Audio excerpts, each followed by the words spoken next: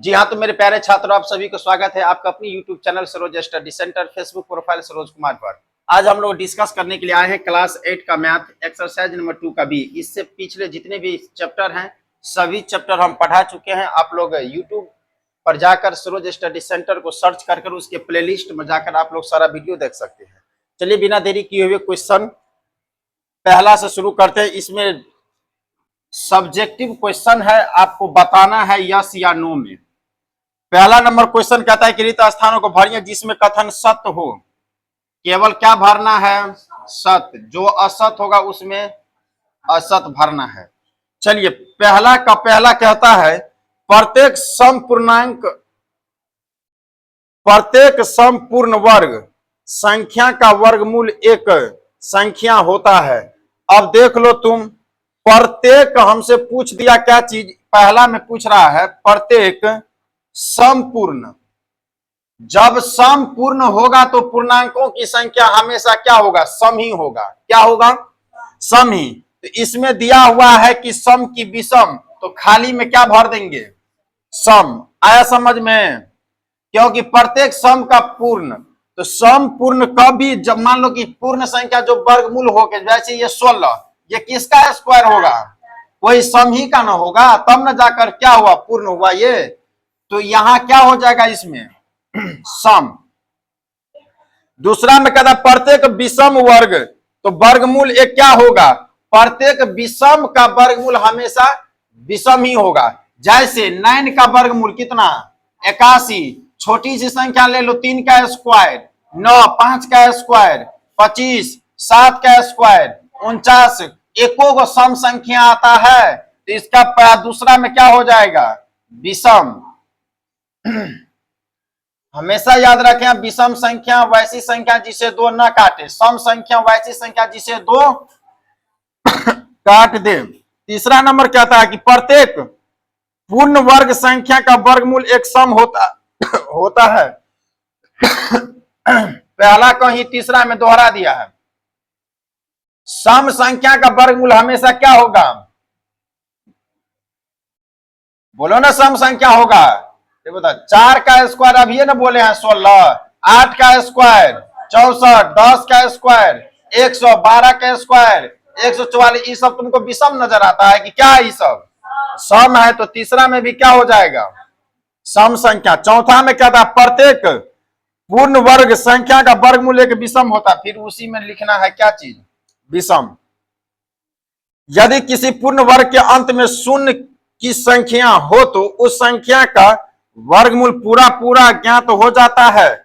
अगर किसी भी संख्या, यदि किसी पूर्ण वर्ग संख्या के अंत में शून्य की संख्या हो, चलो पूर्ण वर्ग पहले हम देख लेते हैं, उनके अंत में अगर 0 है तो वो भी संख्या क्या हो जाएगी? कि पूर्ण वर्ग होगा। नहीं समझा? अब समझाते हैं हम, पहले बोर्ड पर लिखकर, तब न समझ में आएगा। पूर्ण वर्ग होने के लिए बुआ कम से कम किसी भी संख्या के आगे में 2 गो 0 होना चाहिए, तब जाकर ये क्या होगा? पूर्ण वर्ग होगा। अगर किसी भी संख्या के आगे में ये 3 गो 0 है तो ये पूर्ण वर्ग नहीं है। अगर किसी संख्या के आगे में 2 गो अंक है तो पूर्ण वर्ग है। ऐसी संख्या मतलब पूर्ण वर्ग होना चाहिए। ये 2 तो किसी का नहीं ना है। इसीलिए मान लो कि अगर 40 का स्क्वायर कितना हो जाएगा? बोलो 1600। तो देख लो 2 गो है कि नहीं है।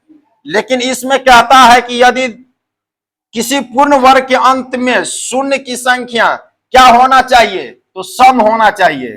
क्या होना चाहिए? सम होना चाहिए, तब जाकर वो क्या होगा? पूर्ण वर्ग होगा। पूर्ण वर्ग होगा। अगर इसको हम लिखेंगे तो ऐसे लिख सकते हैं, किसी भी संख्या के आगे शून्यों की नंबर हमेशा 2 या 4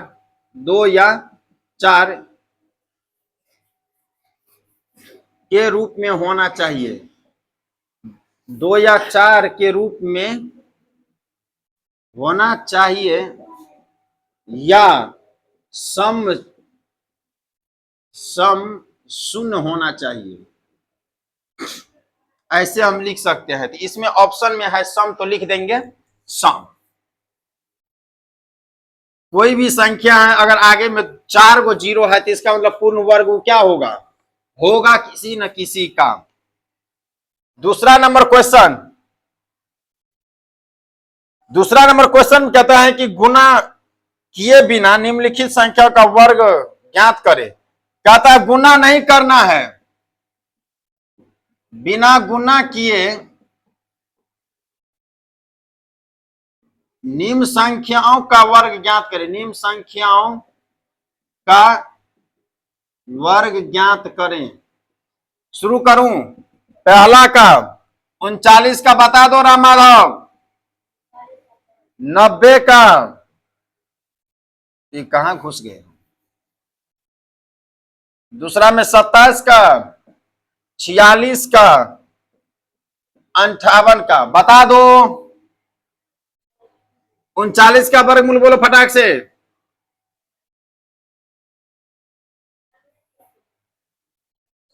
39 का नहीं दिया है वर्गमूल, दिया होगा तब 50 तक दिया था, कैसे नहीं दिया है। सीरियली होगा, तुम ठीक से देखो। तो क्या था, बिना गुना किए हमको निकालना है वर्गमूल, नहीं समझा बात। तो उसके लिए कम से कम 1 से लेकर 50 तक क्या होगा, वर्गमूल तुमको रटना होगा। आया समझ में, वर्गमूल क्या होगा याद करना होगा, तब ये जाकर क्वेश्चन बनेगा। चलो शुरू करें अब हम। 4 1 5 1 1500 कितना आ जाएगा ये, इसका 700 729, 46 का 3364, 1116 है ये कितना 3364। आया समझ में। एक दिन वर्गमूल पर पूरा ट्रिक लेकर आएंगे, उसके बाद देखेंगे कि कहां गलती होता है, कोशिश करेंगे एक बार। चलो हटाओ इसको, इसको चेक कर लिए, सही है ना ये सब।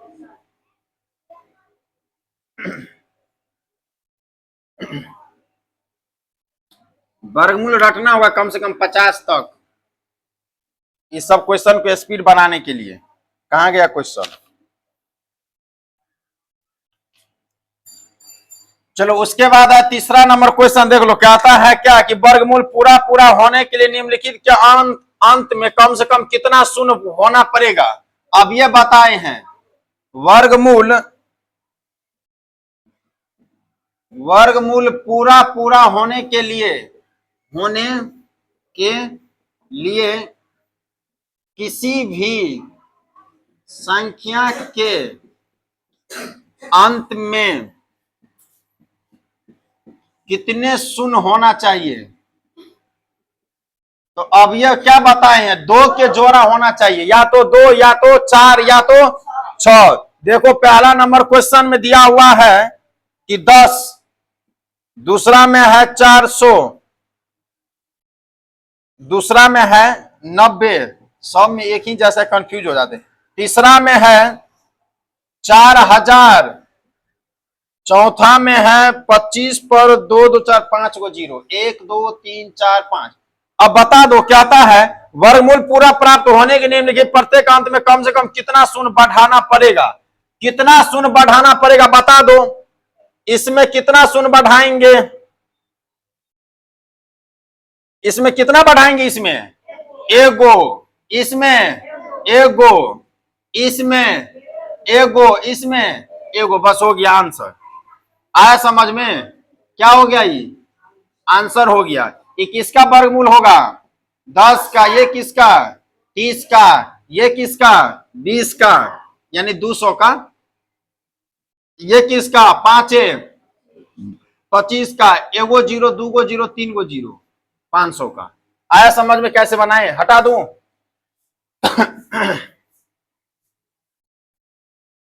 जीरो की संख्या हमेशा सम होना चाहिए, अगर वर्गमूल अगर वो होगा तो, नहीं होगा तो नहीं होगा। चलो आगे तीसरा नंबर, तीसरा तो अभी बनाए हैं, चौथा में कहता है 16 का वर्गमूल निम्नलिखित में से कौन सा होगा। अब ये बताए हैं 16 का वर्गमूल कौन सा होगा।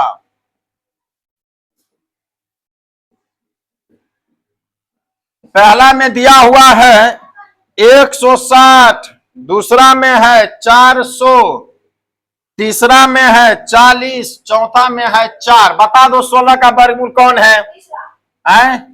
ये तो गुना करूं एक बार, 4 चौक 16, एगो जीरो, 2 गो जीरो बैठा दो, सही है।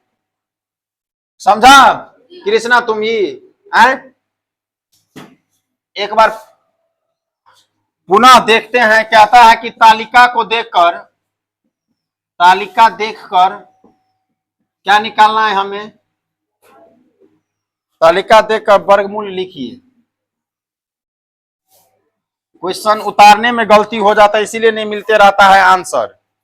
पहला नंबर में है 81, दूसरा में है 169, तीसरा में है, फिर पहला दूसरा कहां से हम लिख रहे हैं यार। ये 5वां नंबर है, ये 6ठा, 7वां में 225 था तो लिख दिए थे 725। 8वां में है 289, 9वां में है 625 और 10वां में है 576। फटाफट बोलो ये किसका था? ये किसका है?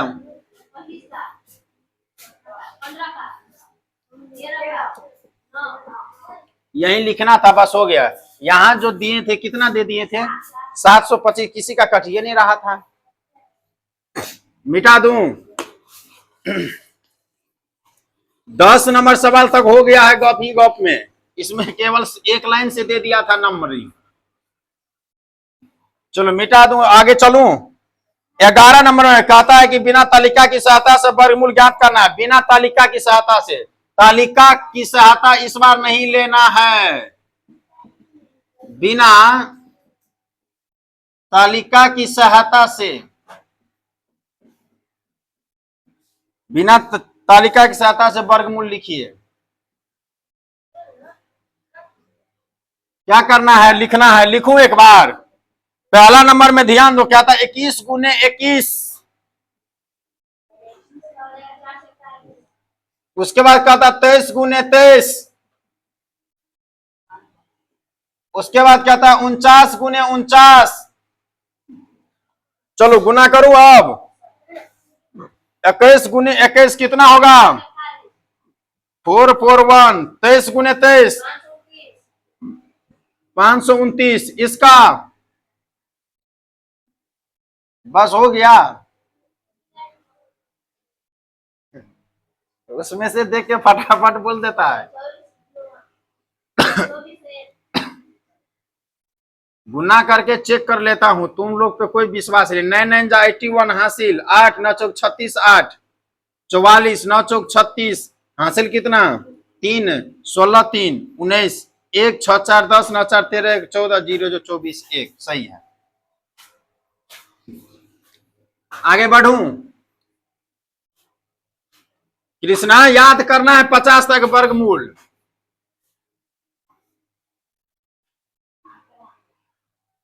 चलो अगला क्वेश्चन कहता है कि मान बताइए। मान बताइए। रे बुआ 14 नंबर में कहता है कि ऐसे दिया हुआ 26 का स्क्वायर है। हाँ ये 14 नंबर है। 15 नंबर में दिया हुआ ये 29 का स्क्वायर है।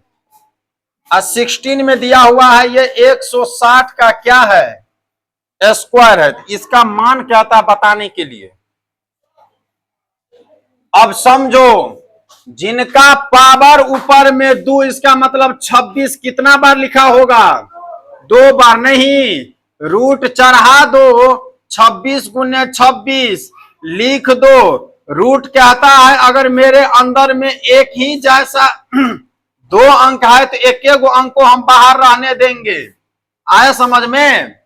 यहां चलूं, यहां भी क्या हो जाएगा? 29 गुने, तो रूट क्या कहता है कि कोई एक ही अंक बाहर निकलेगा, बाकी को हम खा जाएंगे।